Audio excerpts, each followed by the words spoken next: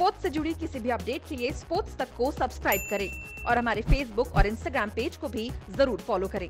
Hello friends, good morning. मैं दीपक मिश्रा आपके सामने मॉर्निंग अपडेट लेकर हाजिर हूं और मॉर्निंग अपडेट में आपको सारी बड़ी खबरें बताऊंगा। लेकिन सबसे पहले बात कर लेते हैं इंग्लैंड वर्सेस श्रीलंका के बीच हुए टी20 मैच की।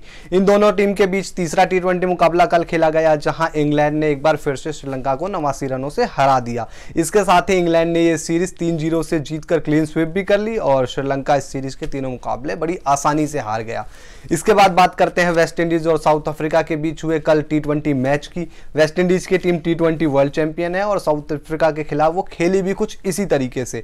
वेस्ट इंडीज की टीम ने यह मुकाबला 15 ओवर में ही जीत लिया। साउथ अफ्रीका ने मैच में पहले बैटिंग करते हुए वेस्ट इंडीज को 161 रनों का टारगेट दिया था, लेकिन जब बात वेस्ट इंडीज की बैटिंग की आई तो उनके जो ओपनर हैं एविन लुइस, उन्होंने बड़ा शानदार प्रदर्शन किया। उसके बाद क्रिस गेल और आंद्रे रसेल ने जिस तरीके की तेज तर्रार बल्लेबाजी की और वेस्ट इंडीज ने मुकाबला 15 ओवर में ही जीत लिया और सीरीज में 1-0 से बढ़त भी बना ली।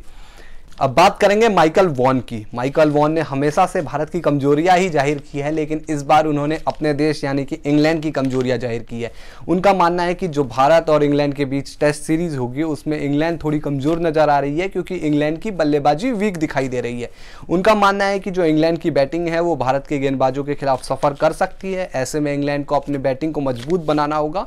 इसके साथ ही माइकल वॉन का मानना है कि भले ही बेन स्टोक्स और क्रिस वॉक्स जैसे खिलाड़ी टीम में एंट्री कर जाएंगे इंग्लैंड के लिए भारत के खिलाफ, लेकिन उसके बावजूद भी उनकी जो बल्लेबाजी है वो वीक नजर आ रही है। इसलिए वहां उन्हें मजबूती चाहिए, तभी वो भारत का मुकाबला अच्छे से कर सकते हैं। इसके अलावा मानना है माइकल वॉन का कि जो भारत और इंग्लैंड के बीच सीरीज होगी उसमें भारत बढ़िया प्रदर्शन कर सकता है और भारतीय जो खिलाड़ी हैं वो परेशान कर सकते हैं इंग्लैंड की टीम को।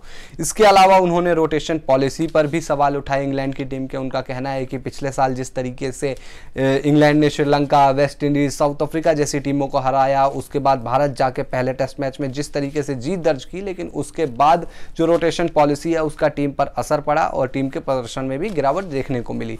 तो ये माइकल वॉन ने इंग्लैंड की टीम को लेकर कहा। उसके बाद बात करेंगे टीम इंडिया के पूर्व कप्तान दिलीप वेंगसरकर की, जिन्होंने भारतीय खिलाड़ियों की छुट्टियों पर सवाल उठाए हैं। दिलीप वेंगसरकर ने कहा है कि जिस तरीके से इंडियन टीम WTC फाइनल मुकाबला हार गई, उसके बाद जो 21 दिन की उन्हें छुट्टी मिली है वो मुझे समझ नहीं आती, क्योंकि इस समय तो खिलाड़ियों को बस एक सप्ताह की छुट्टी मिलनी चाहिए थी और उसके बाद सभी खिलाड़ियों को प्रैक्टिस में जुट जाना चाहिए था। उनका कहना है कि जिस तरीके से भारतीय खिलाड़ी WTC फाइनल से पहले प्रैक्टिस नहीं कर पाए ढंग से, उन्हें अभ्यास मैच नहीं मिला, उसका जो खामियाजा है उन्हें फाइनल में भुगतना पड़ा। ऐसे में जब वो इंग्लैंड के खिलाफ सीरीज खेल रहे थे तो उससे पहले टीम को चाहिए था कि अच्छे से प्रैक्टिस करे, अच्छे से अभ्यास मैच खेले और एक हफ्ते की छुट्टी ले और उसके बाद आकर प्रैक्टिस करने लगे। लेकिन वो कहते हैं कि 21 दिन की जो छुट्टियां मिली है उन्हें भारतीय खिलाड़ियों को वो समझ से परे है। तो ये दिलीप वेंगसरकर ने टीम इंडिया की छुट्टियों पर एक तरह से सवाल खड़े किए और ये बात उन्होंने PTI से बात करते हुए कही। इसके बाद बात करेंगे काइल जेमिसन की। काइल जेमिसन, इस खिलाड़ी ने इंडिया को परेशान करके रखा, चाहे जब इंडिया न्यूजीलैंड टेस्ट सीरीज खेलने गई हो, चाहे ये WTC फाइनल।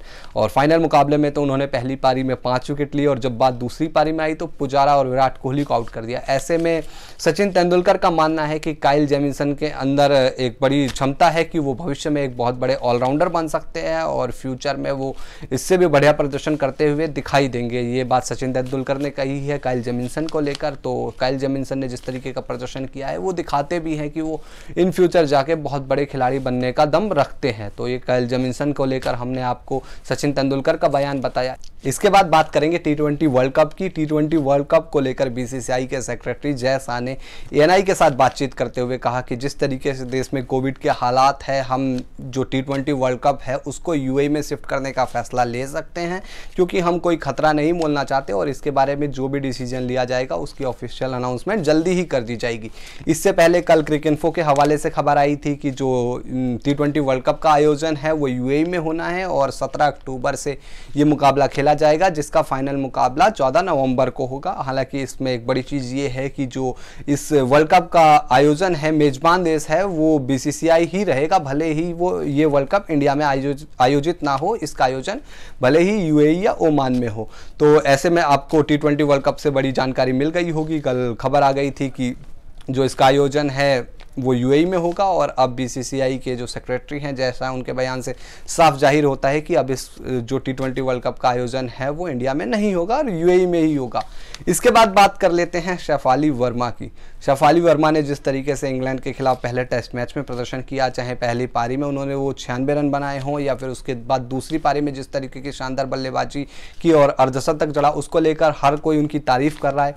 ऐसे में टीम इंडिया के पूर्व बैटिंग कोच और पूर्व खिलाड़ी संजय बांगर ने भी शेफाली वर्मा के जो तारीफ की है, उन्होंने कहा है कि देखिए शेफाली वर्मा के पास शानदार स्ट्रोक हैं और वो स्ट्रोक प्लेयर हैं और वो बड़ा अच्छा खेला उन्होंने पहले टेस्ट मैच में, इसलिए जो उनका फ्यूचर है वो काफ़ी ब्राइट नज़र आता है। वो भविष्य में और बहुत अच्छा प्रदर्शन करेगी और उनके अंदर काबिलियत दम दिखाई देता है कि वो बड़ी टीमों के खिलाफ भी और बड़े स्टेज पर डोमिनेट करेगी। और अभी उनकी उम्र है वो बहुत कम है, लेकिन जैसे जैसे वो धीरे धीरे आगे खेलती जाएगी और ज़्यादा मैच्योर नज़र आएगी।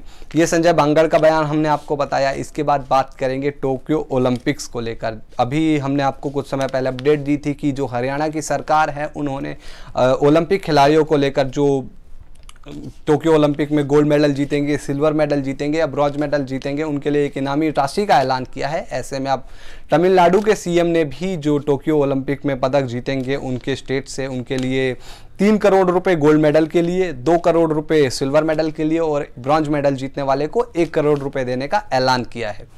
तो दोस्तों ये आज की हमारी मॉर्निंग अपडेट थी और होपफुली आपको मॉर्निंग अपडेट पसंद आया होगा। और आपको अगर ये वीडियो पसंद आया है तो इसे लाइक और शेयर कीजिए, साथ ही आप स्पोर्ट्स तक को सब्सक्राइब भी कर लीजिए और नोटिफिकेशन की घंटी बजाना मत भूलिएगा, क्योंकि जब आप नोटिफिकेशन का वो बेल आइकन बजाते हैं तो कोई भी अपडेट आप मिस नहीं करते हैं। और साथ ही अगर आप ये वीडियो फेसबुक पर देख रहे हैं तो फेसबुक पर हमारे पेज को लाइक और फॉलो करें। और तब तक के लिए आप मुझे इजाज़त दीजिए, गुड बाय। स्पोर्ट्स से जुड़ी किसी भी अपडेट के लिए स्पोर्ट्स तक को सब्सक्राइब करें और हमारे फेसबुक और इंस्टाग्राम पेज को भी जरूर फॉलो करें।